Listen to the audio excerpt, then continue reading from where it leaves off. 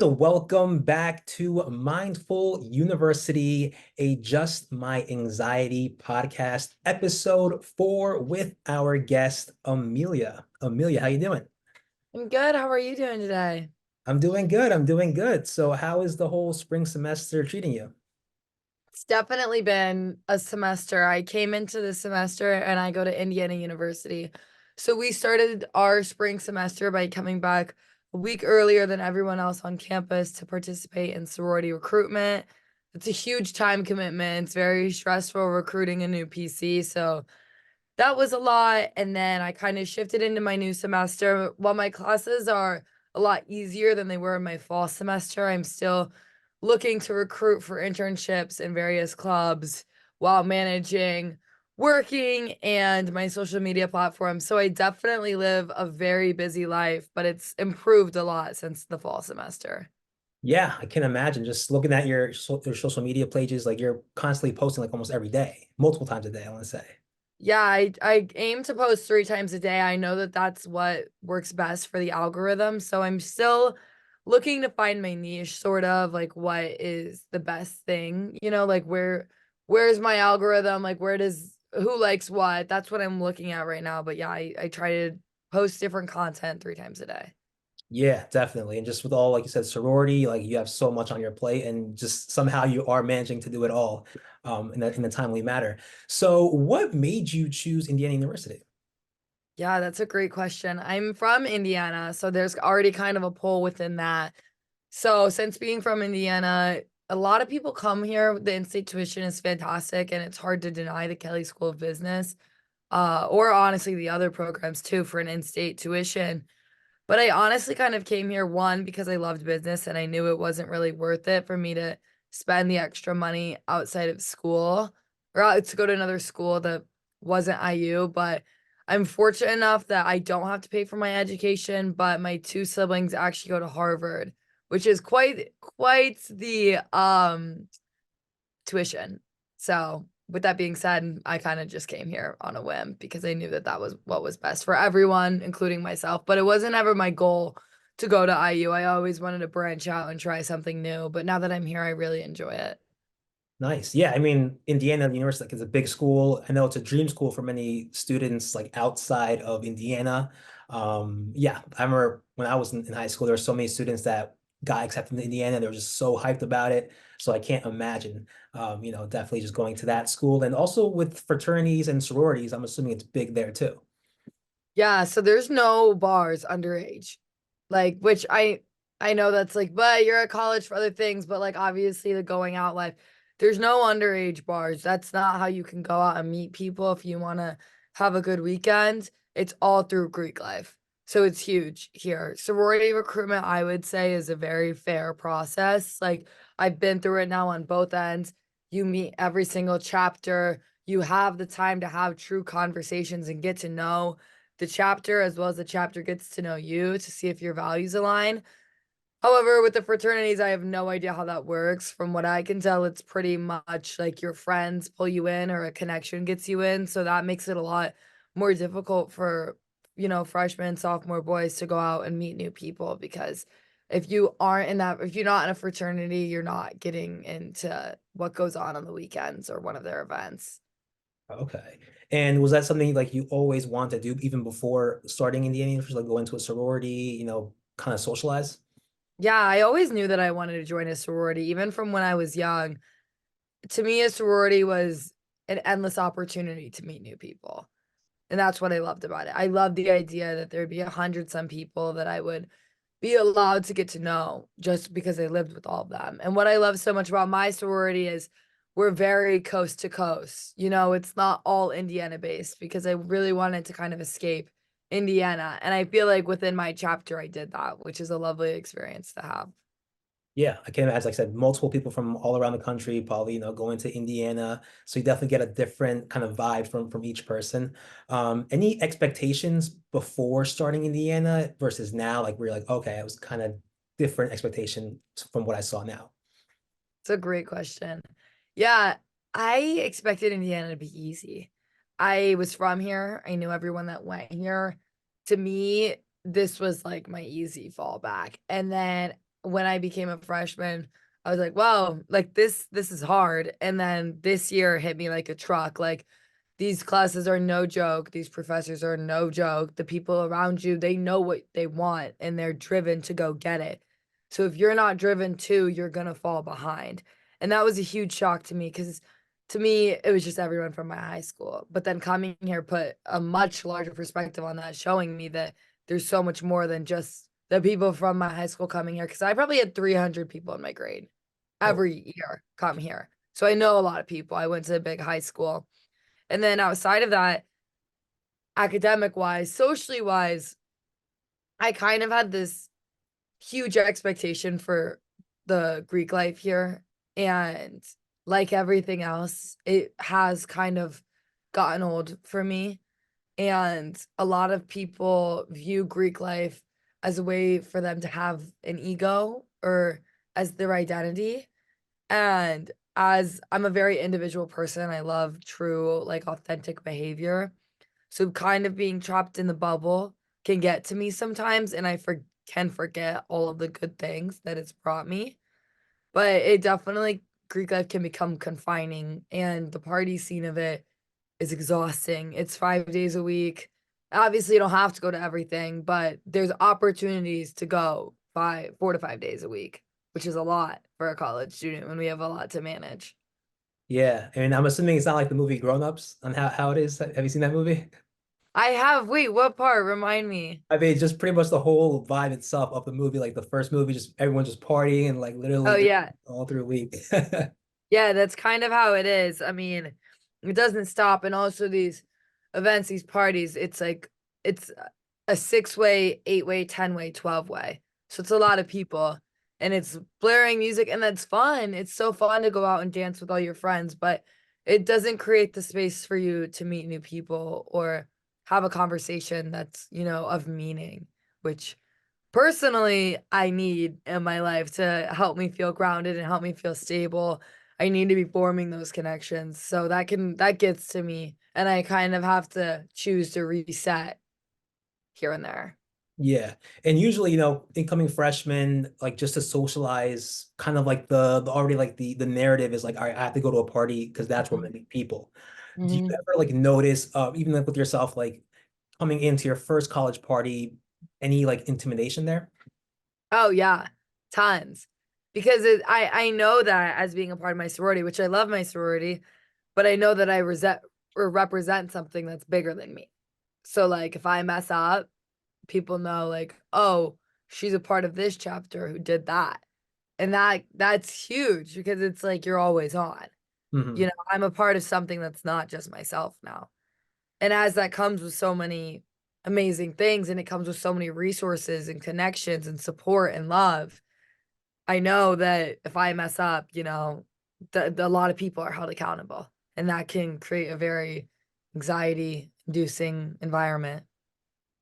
Yeah, yeah, and especially like the person that would come into a party just not knowing that many people, I mean one person. Do you ever like see any like bystanders there, just kind of just hanging on their own at a frat party or a sorority party?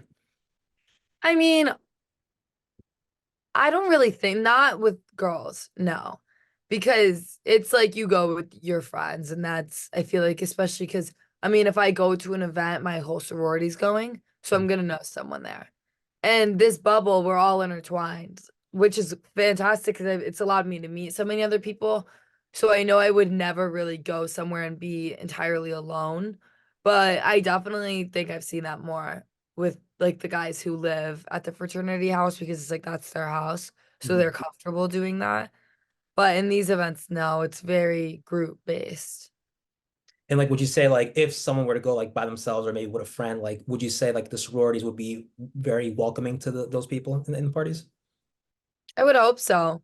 Yes. But in order to get into these parties, you need someone to either let you in or your sorority needs to give you a band because you were paired at the event. So people don't really go on their own. They're always with, it's not open. There's like security at these events. You can't Really? get in. Yeah, it's intense. And I mean, there's two sides to every story because it's like that sounds so unfun and so punishing to the people who aren't involved, Yeah. but also it keeps out the people who, are gonna sexually assault someone or start a fight or steal, like if they don't have the access to be there because we all have to go through training. Like we all go through a sober training, we all go through party smarter, not harder. And that's what keeps us all accountable. So then if somebody does something wrong and seriously injures or harms another person, like they want to do everything they can to not let that happen. Right. Okay. And just, going into college, like apart from the sorority, like did you like go in with like a very kind of like I want to be known as someone or like kind of have like a certain identity to myself, going into college? Yeah, yeah, definitely. That's a great question because I vividly remember when I was rushing and I was like, I knew my chapter was gonna be my chapter. I knew the whole time. I was in love with it. And I was like, I just want to say it. I just want to say like the letters. I want to say I'm part of it. I want that to be my identity. And I had one of my friends who was recruiting was a freshman this year, and I remember hearing her say that. I just want to say it that I'm that. I just want to say I'm in it. So you definitely find that pull to say, "Oh, I'm in it," or you want to walk around campus in the matching sweatsuit, saying, "Look at me. What look who I belong with. Look at my group." There's definitely an emphasis on that because this is what everyone flocks to. There's no other social life outside of that unless it's in an apartment, which isn't the most thrilling thing. That once again, if it's an apartment, that's not a way to meet people. So I think at Indiana University, especially, it's a huge cutoff from meeting people. Like you can't just go to like, a chill bar and sit down and turn to your left at a table and meet people. You can't do that here. And for me, that's what's really hurt me, I think, because I need that. That's where I thrive is going to meet other people.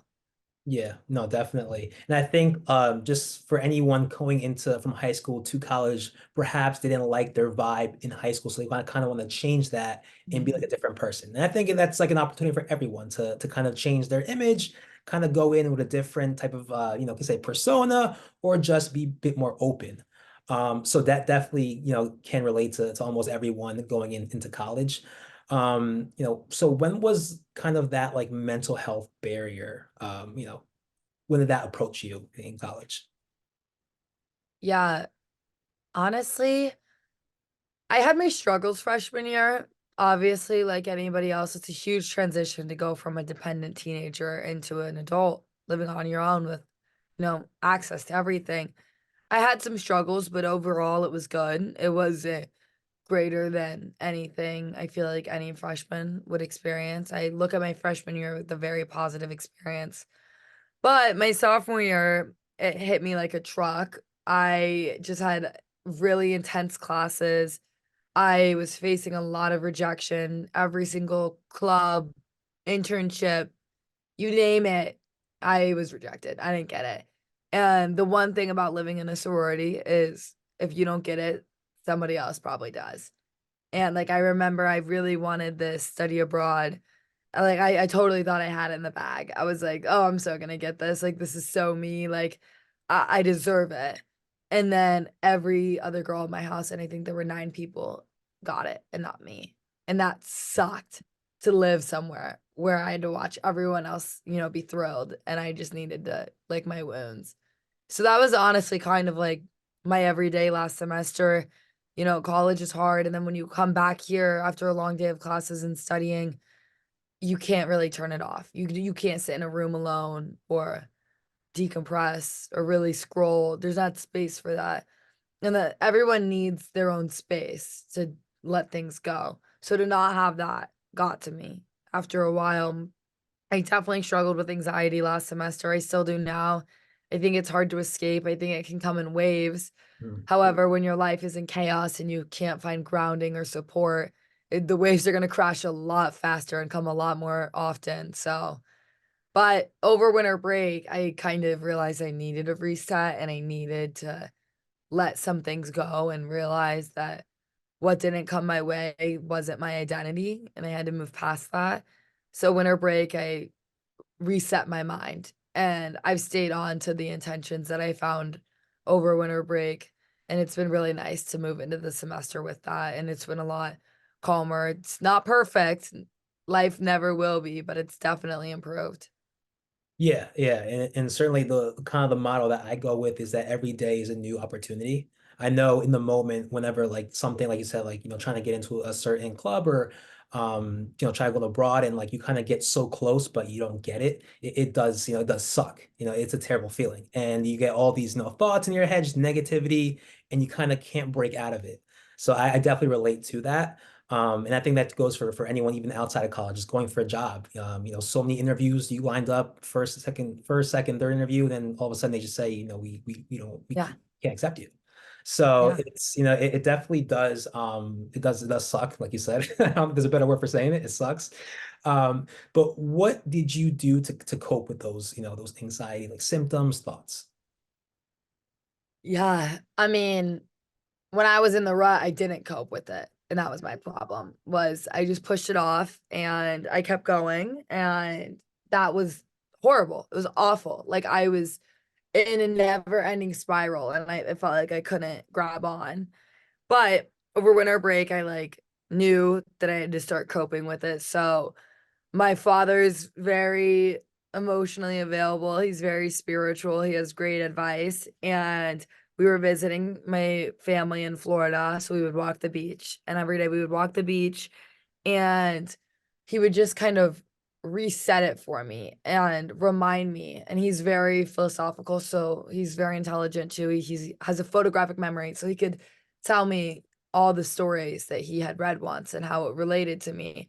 And definitely for me, I feel best when I know someone else has gone through it too and they're telling me it's going to be okay. So even hearing these like ancient stories helped me because I've known that people all throughout time have struggled with what I've struggled with. It's not individual just to me. Everybody struggles.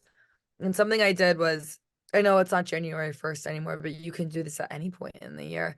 Is I crafted all my aspirations, all my goals, everything I wanted to let go of. And from that, I created quick mantras that I could just tell to myself as I was walking to class or studying or before I was falling asleep, just to ground myself and remind myself, like, it's okay. This is just a phase. Like, I'm only 19, I don't need to have the stress of a corporate 40-year-old woman with 3 kids at home. Mhm. Everything's gonna be okay. And I Yeah. think a lot of people bring a lot of unnecessary, like me included, I bring a lot of unnecessary stress into my life because I feel like I have to, Mhm. but we don't.